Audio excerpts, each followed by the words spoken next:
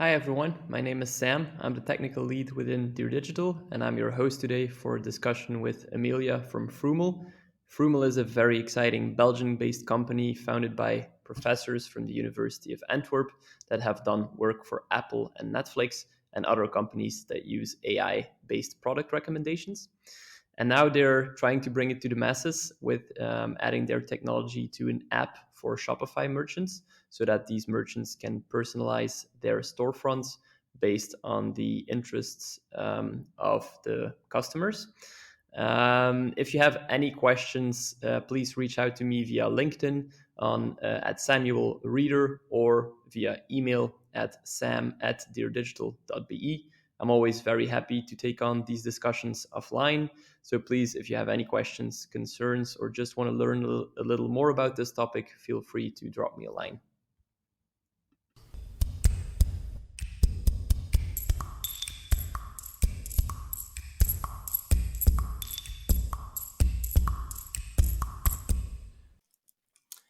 So welcome everybody. We have Amelia from Froomle with us. So I'm very excited to have this discussion as it will be about e-commerce and AI within e-commerce. So we're going to quickly go over who Amelia actually is, right? The company Froomle, how she got to know Froomle and why she works for Froomle. Then we're going to zoom out a little like about AI in general. What is AI? Where is AI at this point in time? And then we're going to zoom in a little on AI specifically within e-commerce, where it's used at this point in time. So probably within bigger companies, right? But Froomle more or less is also bringing it to the masses, more or less. We'll see afterwards how they do it and what specifically they're about. But so thank you very much for joining us. Maybe we can just start with who you are and you can just explain your life story up until this point. Okay, awesome. So I'm Amelia. I work for Froomle. Before Froomle, to back it up a little bit, I'm originally from Canada and moved here to Belgium 3 years ago. And moved here from working at the biggest financial institution in Canada. So I worked for RBC. So came from a super corporate, very sales-driven, customer-focused role in mortgages and investments. But when the opportunity to move to Europe comes out from North America, that's something you have to jump on. So I moved to Europe. And when I got here, very quickly realized that, I figured now that I was outside of the working environment, I had been considering going back to school and decided to do an MBA at Vlerick, which is here in Belgium. Yep. More so to build a connection and more of a network here in Europe because moving from Canada. True. What I noticed is that in Belgium being such a small country, building out that network was super important. So I did the MBA for a year. It started in 2019 for a 1-year program. So I think you can see where this is probably going. So it started in person. And then, of course, 2020 March hit. And I think it kind of just threw a pretty big loop, quite honestly, because when I started my MBA, I was very focused on going also into corporate jobs afterwards and didn't really think about startups. But of course, when COVID hit and a lot of those hiring opportunities seemed to kind of be gone overnight. Indeed. Startups was something that I really started considering, especially knowing that Belgium has a really large startup culture, which moving here, I never would have guessed. No, I wouldn't say so either. I mean, it's fun that you think that's true. No, 100%. Honestly, I think I used to live in Montreal, and Montreal also has a very kind of similar vibe around startups. And I found in Belgium, especially while doing my MBA, that there were so many startups doing a lot of really cool things in Belgium. So indeed, I kind of started to switch my focus to startups, and that kind of is what led me to Froomle, because Froomle is a startup that's based out of the University of Antwerp. And what we do is essentially create AI-driven user experiences using primarily recommender systems. And that sounds like a mouthful, obviously. Exactly. And when I was approached to work for them, my first instinct was AI. I come from banking. I took one course in AI. I was like, I don't really understand what this is or how you use it. Probably, yeah. And but either way, when they started to kind of describe what they did and where they came from, it kind of started to make a little bit more sense to me. And essentially, we were founded by our CEO and CTO. Our CEO, Koen Verslepen, was doing a PhD at the University of Antwerp, specifically on AI and user experience. And do they have a big lab there that does that, or is that like indeed? So University of Antwerp, the head of computer science is actually our CTO, Bart Goethals, and he's been working on recommender systems for the last 20 years. So he's been doing this whole recommendations thing for a very long time. Wow. Okay. And Koen's research with Bart, actually, they were working with Apple and Netflix on this whole idea of recommender systems. And as researchers, right? Yeah, indeed. And the university works with a lot of large corporations. I think they've also worked with Spotify to do PhD research. And they actually have quite a large lab out of the university that focuses on this whole idea. And Froomle as a company itself, we're 20 people, and half of that team is actually data scientists, data engineers, PhDs that are constantly focusing on innovating in this space of recommendations. So when I got hired, the example that Bart showed me on my first day was he showed me a Netflix screen. And I think especially during COVID, everyone is very familiar with Netflix and their recommendations, and same with Spotify as well. And he very much was like, okay, look at this screen and tell me what you think is personalized. And I was like, okay, well, obviously the recommendations I'm seeing are personalized. Maybe the item at the top of the screen is personalized. I picked on one or two things. And then the next slide was very specifically, it was highlighting pretty much everything on that page was personalized to me, from the copy you see in the description, from the photos that are chosen for different TV shows, from the ranking of the items that you see in your carousel. Every single item, every single thing is personalized to an individual. And when I looked at that, I thought, okay, well, it's super interesting because especially when you think about news or e-commerce or all of these different online worlds and industries, there's so many opportunities to personalize to make for an easier user experience. So when I saw that, and then figured out, okay, well, artificial intelligence can help to do that on an individual level, it then became a lot clearer.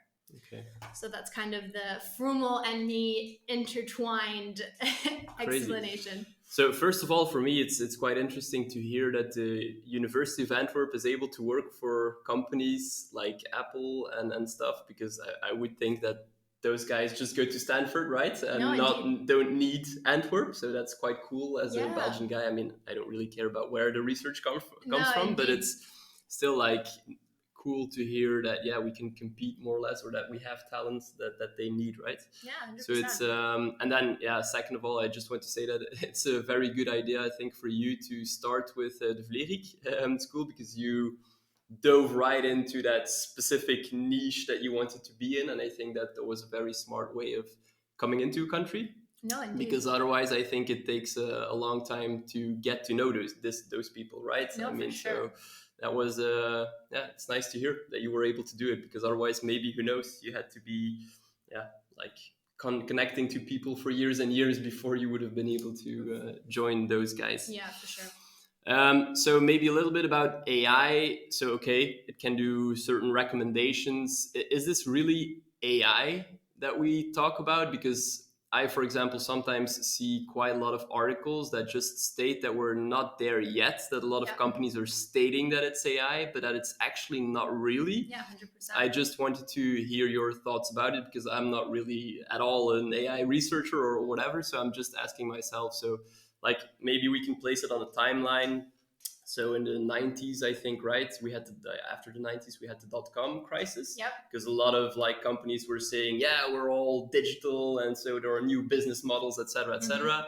Then it was, obviously, everybody knows, a huge crash, because actually it wasn't the case yet. Yep, indeed. But we shouldn't say that it was useless, because the actual things were there, but they were too early at that point in time. Yeah. So then new companies came along based on those new technologies, and then they made it. And those are the big companies that we know of today that were probably started or more or less pivoted in the beginning of the 2000s. are we in AI already like past that .com crisis, or do you think that we're like more or less in front of it yet? Yeah. Maybe that's a hard, like, just share your thoughts about it. Yeah, so I think it's a really interesting question because my role at Froomle is a kind of sales hybrid marketing role. Mhm. And what I've figured out, because the research that we do is a lot more complex than I will ever know. Mhm. But I think what we see right now, and I think you hit on something very interesting, is that a lot of companies think what they're doing is AI. Mhm. And at some level, perhaps it is. But focusing on e-commerce as an example, a lot of the customers that we spoke with and we speak with and our current customers come to us and say, and using personalization as an example, will come to us and say, yeah, like we're doing personalization. And then when we kind of dig a little bit deeper, we say, okay, well, is it automated? Are you doing this manually? How often are you updating your catalog, for example? And a lot of the times the answers to those questions are, oh, well, maybe we update it once a day, or yes, it is all manual. This one person in marketing does it. And for us, people think like, okay, well, we have recommendations. And yeah, maybe you're using like a most popular algorithm, which is very common. And you see that embedded in already some kinds of platforms. Mhm. But where AI, in the case of personalization, for example, can really come into play is that you're using artificial intelligence to take in all this data and then predict what to show to that individual user. So it makes everything automated, and it's also optimized for an individual user experience. And I think AI in general, we see it used in a lot of different applications across industries, not just in e-commerce. And I think it's indeed only the beginning of it. Even within our company, the research that we do and how we formulate our recommendations, even in the last year, there's been a really big advance and it's changed a lot. Just because there's always new things coming out and there's always new technologies and different applications. So Algorithms. Yeah, exactly. So I would say that it's more advanced than it was for sure, but are we ahead of anything? I don't know if I'd go that far. Okay, awesome. So now we can maybe zoom into maybe e-commerce first. So the guys of Froomle that you just discussed, I mean the founders and the CEOs and the whatever, Yeah. they specifically chose e-commerce as like the next niche or whatever that they can apply AI to, because before it was like recommendations for it. Maybe it's a little e-commerce as well, right? It's like songs that you recommend or whatever, Yeah, but indeed. like product e-commerce or whatever. So that's their vision to apply it to that specific, or are you actually broader as a company than focusing on e-commerce? So as a company, we're actually a little bit broader than that. Okay. So our first few customers were Media House in Belgium. So we were very focused and still are in news article recommendation. So that's one vertical where we're very heavily active, and it's a whole other conversation around like avoiding filter bubbles and all of these different things. But we do a lot of research there. But also e-commerce was an obvious choice because of how quickly it's growing, because of the likes of Amazon and Zalando and all of these huge corporations. So for our company, they said, well, we were also working with VP and Colroot Group at the time from the very beginning of our inception 5 years ago. So e-commerce was also an obvious fit for them. Now moving forward, those are the two verticals that we really focus on because we've really developed knowledge on both sides of the spectrum there. So indeed, e-commerce is a huge focus for us, but also news and media is another important one. Okay. Did it have anything to do with COVID, e-commerce, the boom of e-commerce, that you guys jumped on that train as well? Or was it before already and it's just a catalyst for you guys actually, right? Because it's maybe terrible for some people, but opportunities and it's always like that. I think with us before, so I started right in October 2020. So pretty much right in the center of our second wave here in Belgium. And when I got there, we were still developing a lot as a company, and e-commerce was an area where we were focusing, but we hadn't had a chance to focus enough. So when I was hired along with my other colleague, who's our current head of sales for e-commerce, our role was to really kind of figure out, okay, what's happening in e-commerce, especially with COVID? How has it changed? Where is it going? And where does Froomle kind of fit into this whole idea? And what we really noticed, and with COVID especially, is that all of these companies that were online already had the advantage, obviously, because they were already up and online and could kind of tackle that now needing to be fully online. Sure. a little bit faster. And then, of course, even those people that were online, they were now saying, okay, well, now we're online. We have so many things that we need to do. What we found as a company is that personalization at the beginning of COVID maybe wasn't as important because there was a lot of other logistical things to figure out.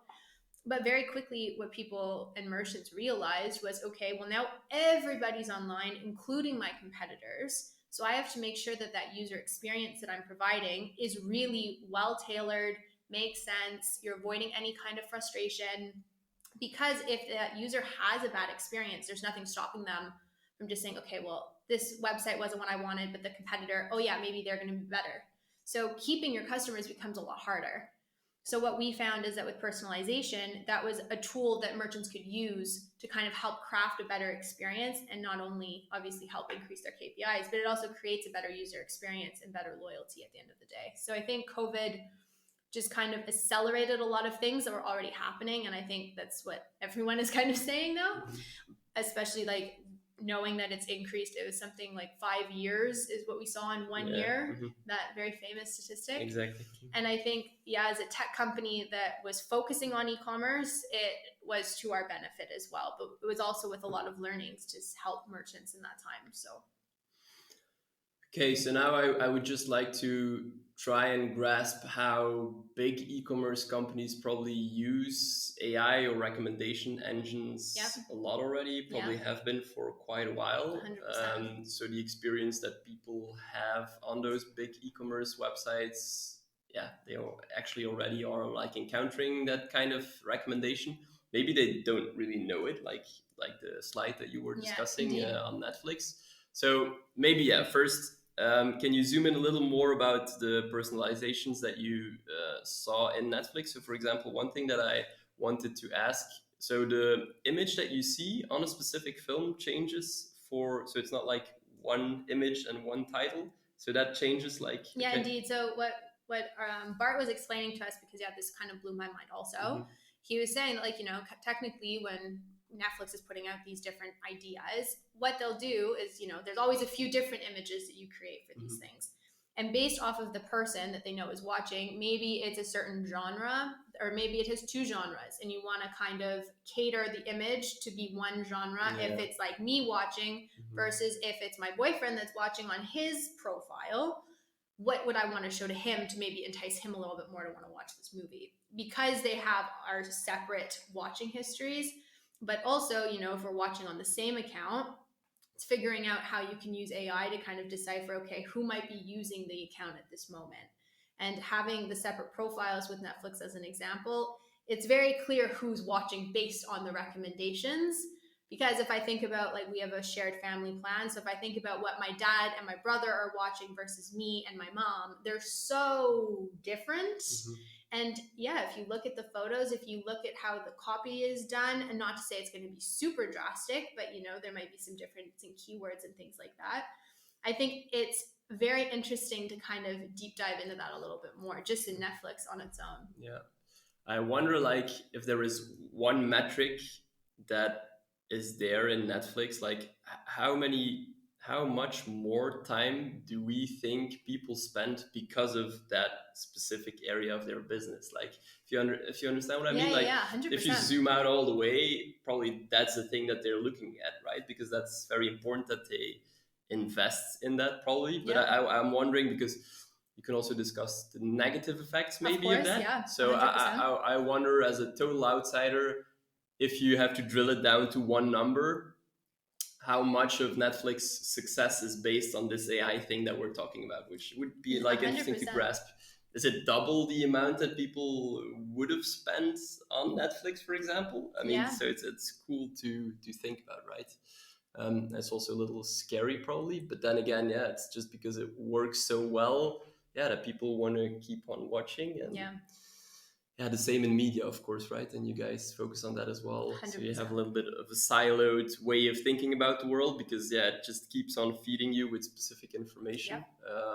But on a Netflix and e-commerce, a platform that makes a lot of sense. If you just want to grow your top line, your revenue, and people don't find it. So probably it started first for companies that have a lot of SKUs, a lot of different types of products. Yep. So that's why you probably, or that you worked with Colruyt, for example, or other bigger companies in Belgium. So probably that's like very similar to what we see at Netflix, right? If you buy certain shoes or certain clothes, I mean, it's like watching all the movies. But like, how did you make the transition to maybe the smaller merchants or the making it? I think about Froomle as like an external brain that you can get into your smaller 100%. websites. So maybe we can tap into that a little bit more, what your vision is on smaller e-commerces, and then also, what the setup is technically, right? Like, that's like a black box that we write to, and you guys push us stuff probably. That's what we pay for and get addicted to as a company, right? So maybe we can discuss those topics a little bit more. So first of all, maybe do you think it's relevant for smaller companies, and then maybe see what kind of, if people are listening that have e-commerce businesses, when would they be maybe interested, or are they the ideal customer for Froomle, and when? Can you like discuss those points more or less? Yeah, so I think when we think about user experience right now, and I think you touched on something that's super important, is the behemoth that is Amazon. Because I think Amazon and big companies, obviously they have these huge teams of data scientists, data engineers that specifically only focus on personalization, and that is it. That's all they do. That's their only being. And what we've noticed, and I mean, even if I think about myself as a shopper that uses Amazon, they have so much data from all of their users that for them to feed these algorithms so that they can learn off of the behavior to predict, like, okay, you've shopped on these things, someone else has also shopped on these things, and they bought this item. Let's show you this item and see if you're also interested in it. Because they have such a vast ecosystem, 100%. Right? It's all connected. And I think as a consumer, you kind of get a little bit addicted to that, because okay, if I go on Amazon, especially if I've purchased things in the past, and I click on this item, I know 100% they're going to show me other items that are relevant to it. So I'm going to find what I'm looking for fairly easily. Because they know me the best and they have everything. Exactly. So, I mean, it's the place to be. Exactly. Which it comes with its pros and its cons, because as a consumer, you're like, okay, this makes it the easiest thing ever, especially like if you're looking for one specific item, I know I can go there, I can find it, it's going to be frictionless. There's so many ways to pay, it's fast shipping. They've hit all the boxes. But then on the negative side, and I think especially with COVID and, seeing the different like supply chain issues that we're seeing and all of these things, as a consumer, you also are thinking more about sustainability and thinking more about, okay, well, how can I support more local, smaller merchants, especially during what we saw with COVID? People really shifted their focus from, okay, maybe I'm price sensitive, but maybe I can pay a little bit more and support that local person. And I think that's also what we're seeing now, especially, I mean, they say it's mostly with Gen Z, but I think it's across generations, that you're thinking more, okay, how can I now support this same small business? But in return, that small business is also thinking, okay, well, how can I keep these people and keep up with their expectations? Because what we've learned in our research and in our business is that something like 84% of consumers are assuming that if they give you access to their data, because that's a choice that they make to give you access to these things, that they're going to get something in return that's an easier experience online, like personalization, like, updating the content, like in the banner to be relevant to them, little things like that. And for merchants, indeed, it's the question of, okay, I have a million things I need to be doing, all these things I need to update, and where do I put my focus? And indeed, with Amazon, they need personalization because they have millions and millions and millions of SKUs. But as a small merchant, obviously, you don't have the same access to resources, because if everyone had access to the same things, everyone would be in Amazon, which, that's not the case currently. So I think with merchants, and especially when we're talking to merchants, the questions we ask are kind of, okay, well, internally as a company first, do you have the buy-in of the people you're working with, of the vision and the strategy of your company? Does personalization, as an example, or any tactic that you're looking at, how does it fit into that? And then there's the obvious question of resources. Can you build it internally? Can you buy it? What do you want to do? And that's another conversation we have a lot of, because people like to know internally and build internally, but that's not always realistic. And then from there, you also have the other side of looking at your own SKUs and your own customers and saying, okay, well, for my customers, if I only have 6 products, for example, if it's a beauty care line and you only have a few key products, your consumer isn't coming to you because they're expecting you to be recommending other things. There's only 6 products. It's very straightforward what they can get. But maybe they're expecting different payment options, or maybe they're expecting faster shipping, or maybe they're expecting different things that you should be focusing on instead of personalization.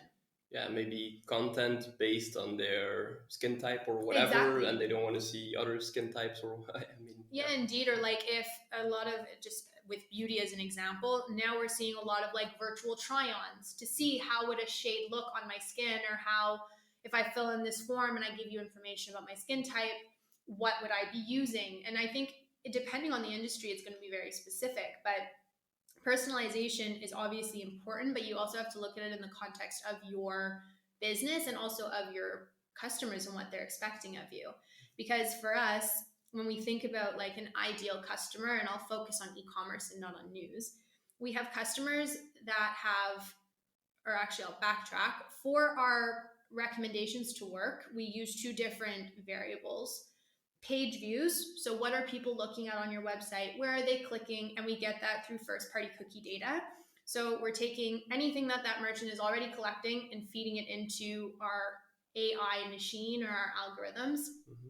And we're also taking your product catalog and saying, okay, we're feeding this into there as well, and we're matching it to see, okay, this user, anonymized user, is clicking here, they bought this, in the past they bought this, and this user is also super similar to them, so let's try recommending these things. So we use a prediction to kind of say, okay, what can we recommend to this person? And, looking at it from a merchant perspective, you have to say, okay, well, do I have enough SKUs? Do I have enough page views? And for us, what we've learned is that we have some customers that are very small in terms of page views, maybe only a couple hundred per month, but they have these huge catalogs, over 1,000 items. So for them, personalization is great because they have those few customers that come, but they're showing them the most relevant things, so they come back and maybe they send more in that one visit. And on the flip side, we work with Dreamland, and they have a lot of SKUs. Mm-hmm. So for them, they have a lot of SKUs, but they also have a lot of page views. So, in that scenario, it's a great match for AI and for product personalizations through AI, because you're just making that user experience a little bit better. Where we tell people to really consider personalization is in that number of SKUs, because if you only have a few products, or you don't launch new products very frequently, then personalization using AI probably doesn't make sense for you as a business right now. And that's something that we have a lot of conversations with customers about, because I think there's a really important education piece to this. And also for us as a company, especially being founded out of academia and still so closely tied to academia, education and collaboration is something that's really important to us. So I think for any e-commerce merchant that's listening, or that maybe has a store, think about the amount of products that you have and where AI could make the most sense for your customer and the experience. Awesome. Something that came up in my mind, like 2 things. Mm-hmm. I'll start with one, don't make it too complex. So you were discussing, and I think I asked you that question as well when we had our first call about Froomle as a business. Yeah. Do you also look at or tie it in with data, additional data external to the data that you can get from that specific website? So for example, cross other companies or whatever. I mean, if you understand what I mean. Yeah, for sure. So it's maybe you first party against other data that you also feed into the system. So to answer that question, and this is from what I've understood from my understanding of our mm-hmm. technology, but the answer is no. Mm-hmm. And the reason is that when we're making recommendations, we want to base it off of the user behavior of that specific audience. Yeah. And what we've learned, and I asked something very similar when I started, because you'd think the more data, the better. And what was explained to me is that, if you're making recommendations for someone that's shopping on a desktop computer, for example, their intent of being on a desktop is very different than if they're browsing on a mobile phone. Because if I think about my own purchasing behavior, if I'm on my phone shopping, realistically, I'm watching TV, I'm doing something else at the same time. Maybe I saw an ad on Instagram and now I'm on your website and I'm just browsing around. But if I'm doing Christmas gift shopping, I have a list, I'm on my computer, I'm like game, ready to go. And my intent is very different because I'm there specifically looking for something. So when we're looking at behavior, we really want to make sure that we're looking at the right behavior and using the right intent of that user in that moment. And how we handle data, bringing in external sources also isn't always necessarily the best case. So first party cookie data is for us the most important thing. Okay, awesome. And then the second thing, maybe it's not going to be possible, but I just wanted to ask it, like a lot of our clients, because I mean, you have to think about it, right? They have a small e-commerce company, small or bigger, whatever, but they're always looking to be relevant for their clients. So new products, for example, are very important. Do you think in any way that your kind of data or structure or system or app, whatever, could help them to see what their next product could be in a way? Maybe because they always block on a certain product and like maybe is there a way to like tie that into like making sure that you know what your next product should be? Or probably that's hard, right? Because it can't do recommendations.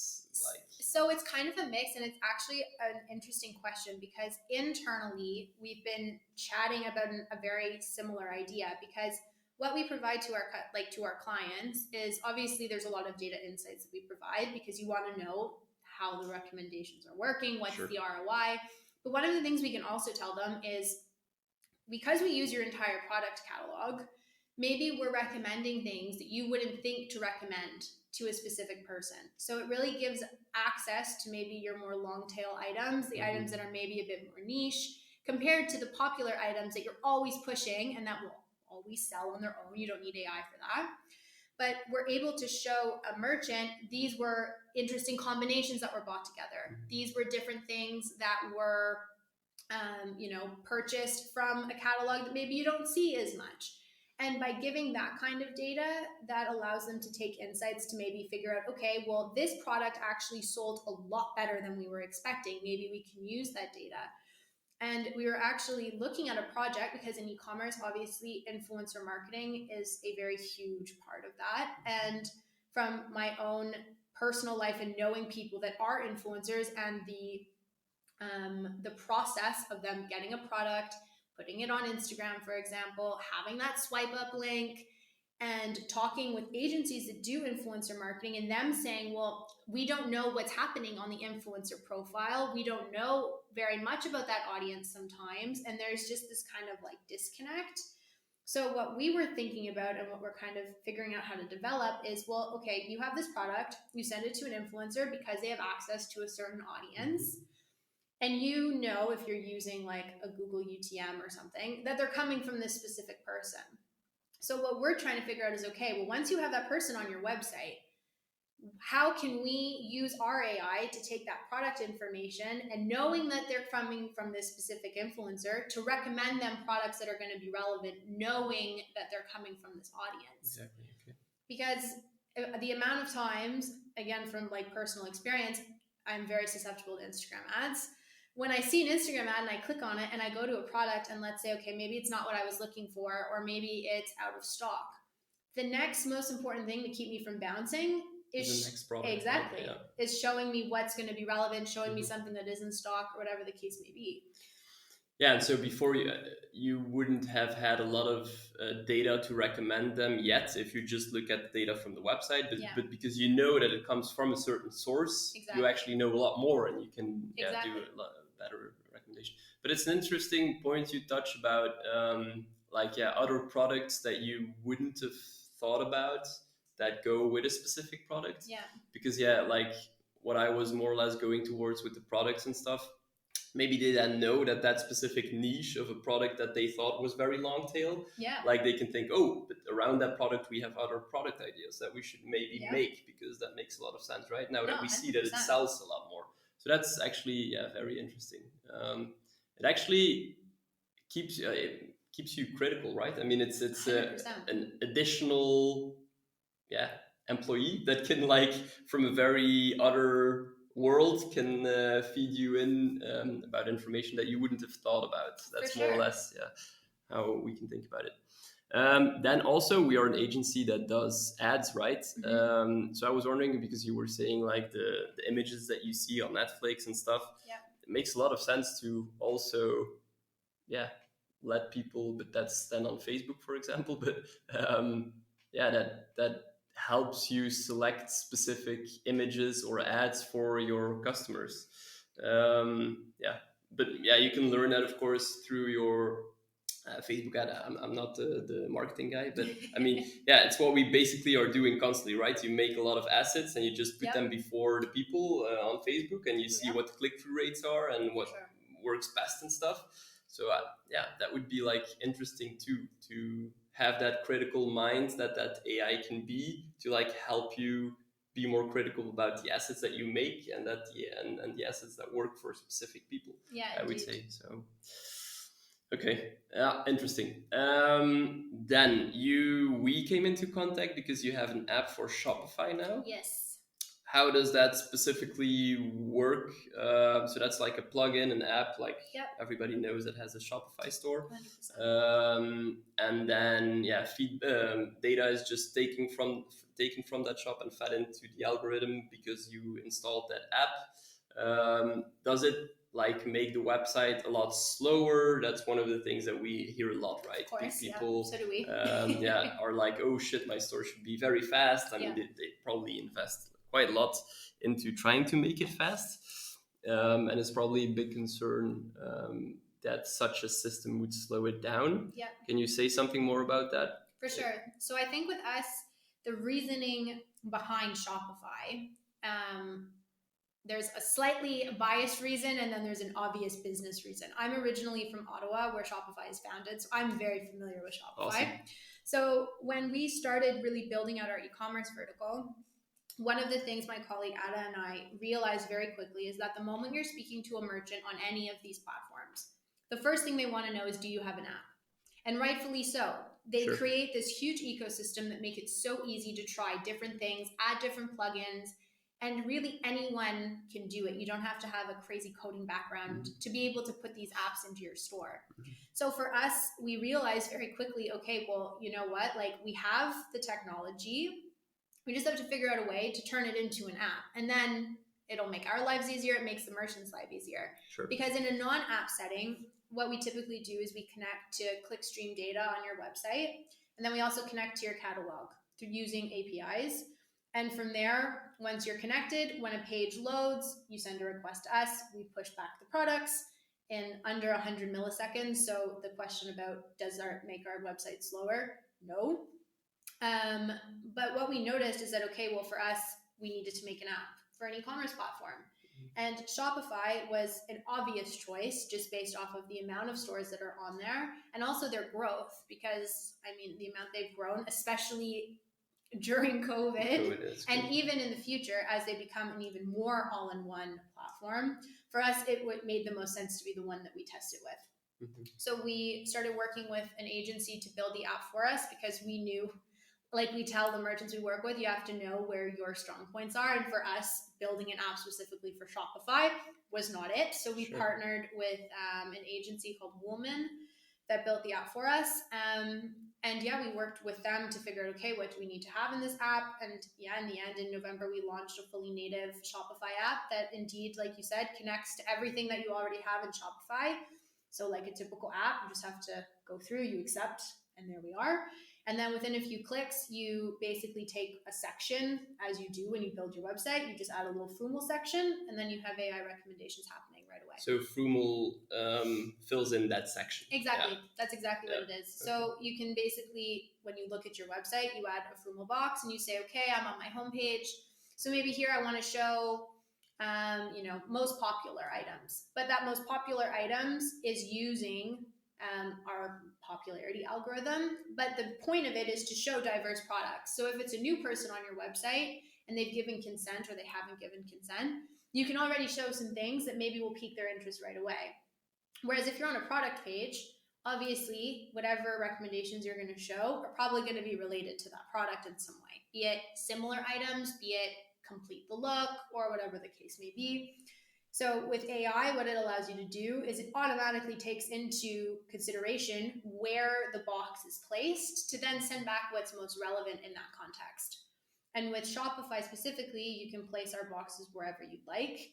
We typically say it's good to have it in a few different positions because you need to kind of learn about your audience and see, especially in the beginning, what makes the most sense, because sometimes personalization across the entire website maybe doesn't make sense. Maybe you only need it or it's most impactful on your product page, for example.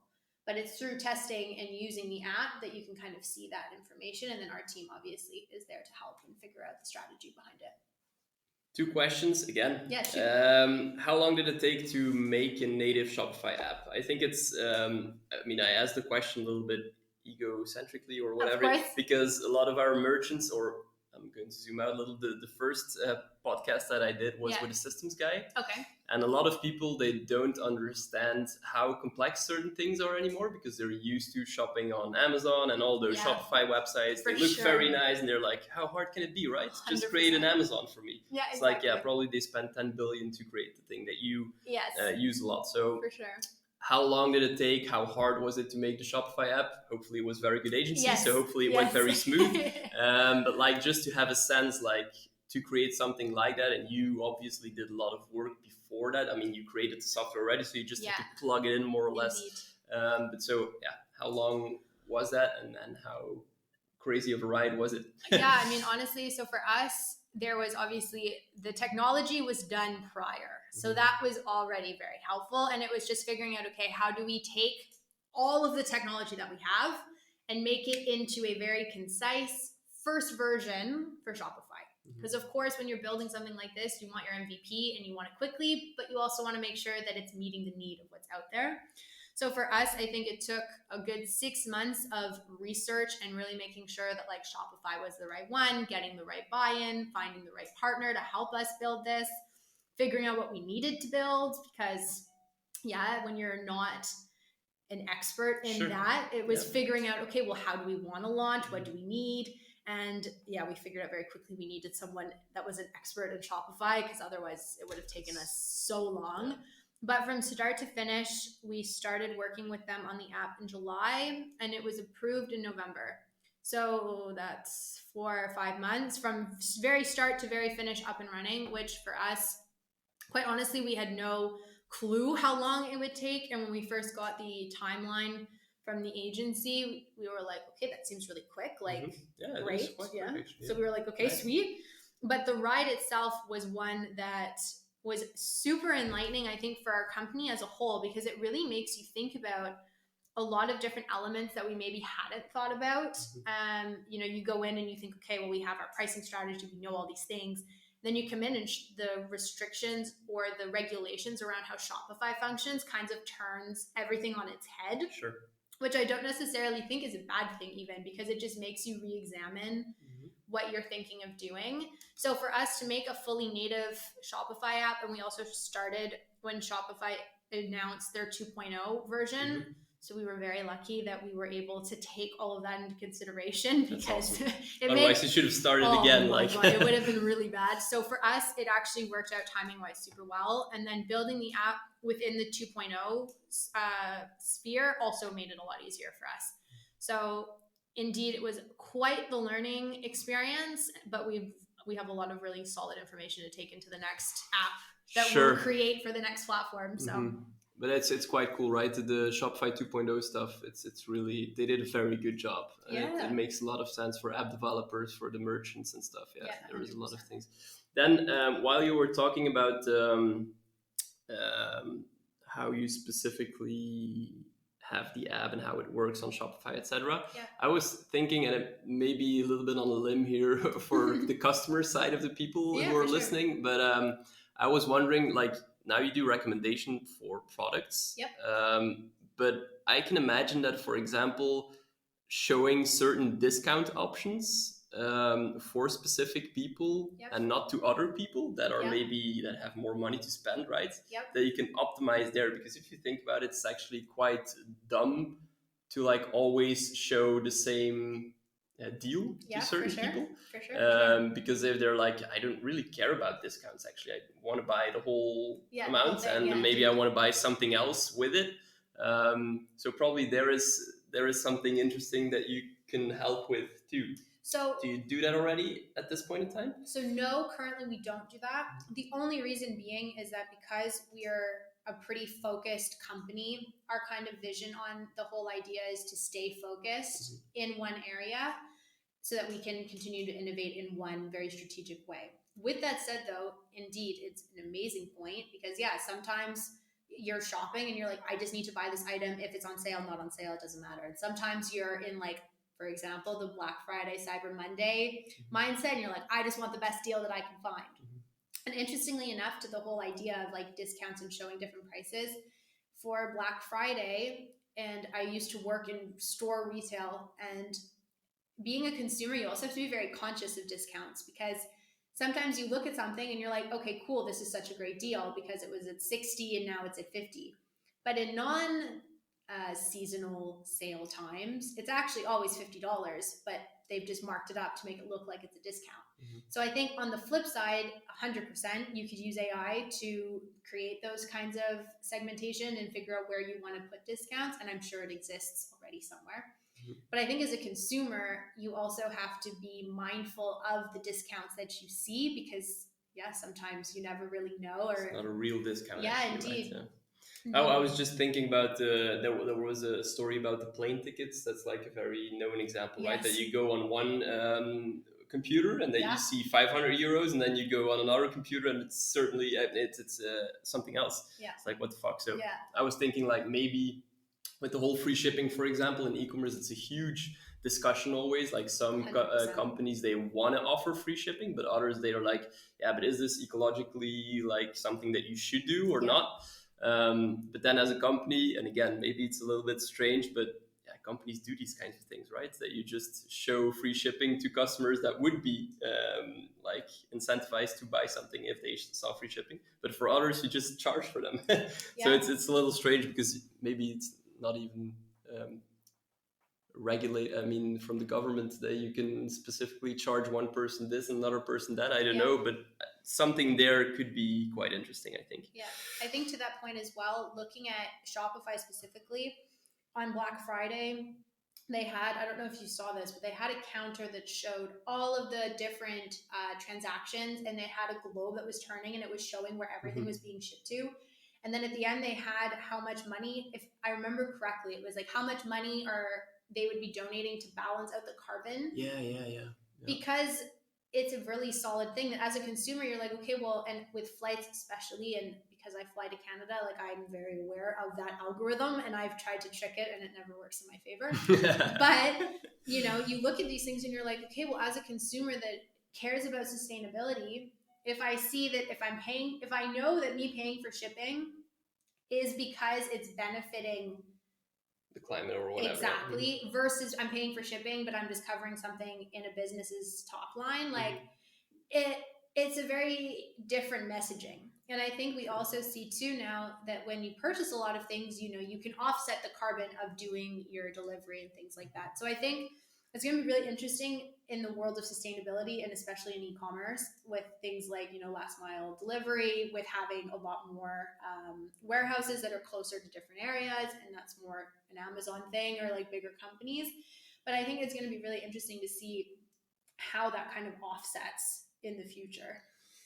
Yeah, I think about that quite a lot. And so we're like in the Shopify development part, and you have the Amazon, and like if you read a lot about Shopify, they say that it's more or less a competitor of Amazon, right? It's like a more decentralized way of organizing in Amazon. Amazon is just one company, one decision, and then Shopify, you can actually think about it like as a brain of like millions of merchants. Yeah. So I actually hope, as a person who also is very interested in like the whole ecological thing, that decentralized system would like push the boundaries of each other towards this kind of stuff, and that we can be an example for an Amazon, and not like be scared of what Amazon does, because we just have to do it in a different way, because it's a different kind of experience, and it's a different kind of company setup and whatever. And I think that's important to understand. I think if you like to think about that stuff, that is an important part of being a merchant on Shopify, I think. Because you can change a lot by that. For example, Allbirds, one of the great examples. They're doing a great job in terms of like CO2 and stuff, and Shopify apparently as well. So actually, I think that's interesting, and they should continue pushing us to try and be that kind of company, and not just like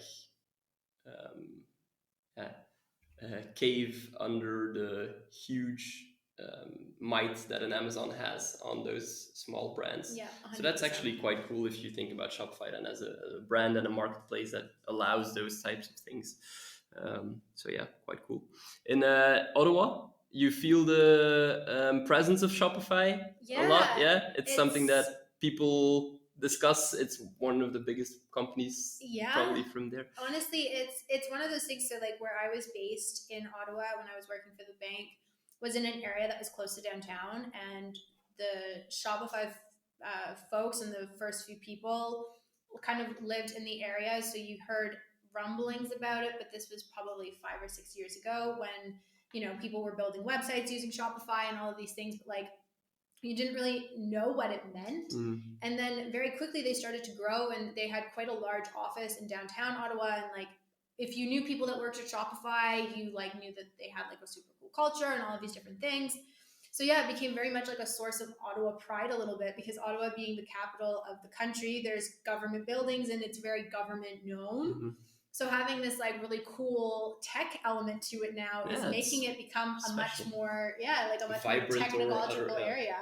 So being from there and also kind of growing up in the time of Shopify becoming much bigger, along with, Amazon and Apple and all of these things, it's very cool to see that Ottawa, of all places, is this founding of that. That the idea of one guy just changes a whole city, actually, right? If you think about it. Like the Toby Lutke guy, he changed the city and the people and their lives, and that's the power of the internet, probably. Yeah, exactly. Okay, do you want to discuss something that we didn't touch upon? I think we went more or less through the list of questions that we came up with together. Yeah, indeed. No, I think it was a super interesting conversation. For sure. I don't have anything else to add. Thanks a lot for it. Thanks a lot, everyone, for staying throughout the whole episode. If you want to check out Froomle's work, you can find them at www.froomle.ai. Make sure to follow us on all our channels. And if you have any questions, like I said in the beginning, please reach out to me. Thanks a lot. Cheers.